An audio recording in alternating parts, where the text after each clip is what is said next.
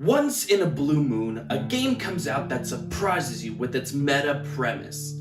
It captures you and beckons you to go further down its rabbit hole to find out more about it. That no matter how much is discovered, it always feels like there's more waiting to be found. I always think of titles like Undertale or Doki Doki Literature Club that give off that feeling of what might be around the next corner. And Inscryption definitely has that same feeling. I'm gonna keep things light in terms of story, since just about anything can be considered a spoiler for a game like this.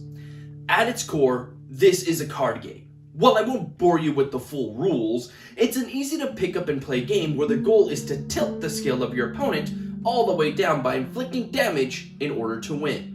The games are fast, with most taking only about a minute or so to complete, though things do start to get more difficult the further along you go.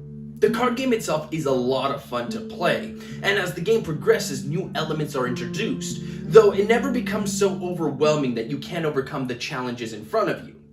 I will say, however, that there are times that there's a weird imbalance with the difficulty of the games. There's times where I'll jump into a battle and then lose only to do an immediate rematch and come away with an overwhelming win.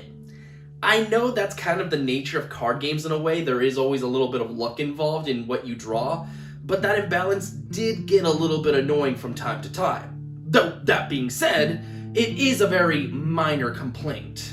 Now, I really don't want to go into much more detail than I already have, just because I really don't want to ruin the experience for you. The story develops in very fascinating ways, and even once you're finished, you're gonna want to go through it again just to see what you missed, which I think is one of the biggest compliments you can give a game. I really can't think of anything negative to say about the game either. Yeah, you had that kind of bit of randomness that kind of annoyed me, but again, that was just a small little complaint. I guess if you really despise card games, or when the nature of things are so vague that they don't quite spell it out for you, maybe you won't find it as fun, but I mean, especially with this type of game, I think that's going to be a very, very small amount of people. As such, I give Inscryption a 4.5 out of 5 with a recommendation to buy it.